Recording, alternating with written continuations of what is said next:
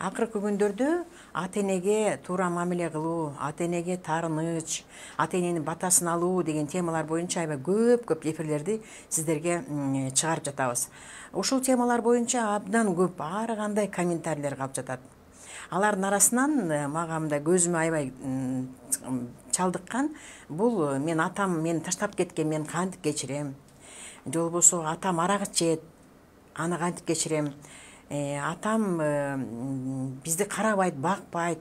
Же болбосо атам апамды сабачу, атам бизге мээрим төккөн эмес, көңүл бурган эмес, биз аларды кантип кечиребиз деген комментарийлер абдан көп кезип атат. Балким сиздер дагы менин эфирлеримден кийин көрүп, угуп жаткан болушуңуздар керек. Ушул темалар боюнча мен азыр сиздерге өзүмдүн окуучумдун бир кейсин бөлүшүп коеюн дедим да. Өзү азыр мигрант ал окуучум, анан 20 жыл мурун өзү 4 класс окуп атканда апасы каза болгон да. Ошол апасы каза болгондон кийин бат эле бир аз убакыттан кийин эле атасы үйлөнгөн. Анан баягы өгөй эне үйдөн келип калды да. Анан ошо эмне үчүн аял алдың, апамдын ордуна эмне үчүн башка бир аялды алып келдиң деп аябай таарыныч болгон дагы атасына ушу 20 жылдан бери таарынычы бар экен. Анан өгөйүнөн да кабыл албаган эмес да. Өгөйүнөн да кабыл албай, аны менен такыр мамиле түзбөй, ошо 20 жыл кандай өгөйүнө келди үйгө, ошондон баштап аллергия оорусуна чалдыккан. Анан биз жакын арадан бери аябай иштедик да. Ал клиентим менен, ошо огучу менен абдан көп убакыт иштедик, аябай көп иштерди кылдык, эмгек кылдык. Анын баары эле оңой эмес да, мунун бүт баары эле мындай бир эле сөз менен айтып эле бүтүргөнгө өтө оор, себеби бул жан дүйнө менен иштеш керек да.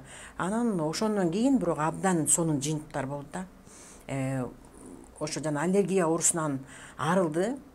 Ал өзү дагы абдан таң калып жатат. Ушу бирөөгө таарынып эле бирөөнү жаман көргөнүм ушу өзүмө ушунча ооруну алып келиптир депчи, бекер эле ушунча 20 жыл кыйналыптырмын депчи. Атасы менен мамилеси оңолду. Атасы менен мамилеси оңолгондо бул финансылык жактан дагы сөзсүз оңолот да. Финанс жагы да оңолду. Иштеринин баары жакшы жүрүп, мага ошо алыс жакта жүрсө дагы рахматын айтып, ыраачын айтып, белектеринен бери жөнөтүп жатат. Урматтуу угуучуларым, эгерде сиздерде дагы ушундай маселелер болуп калса, чече албай жатсаңыздар, эмне себептерин биле албай жатсаңыздар, кайрылсаңыздар болот. Мен сиздер менен иштегенге дайыма даярмын.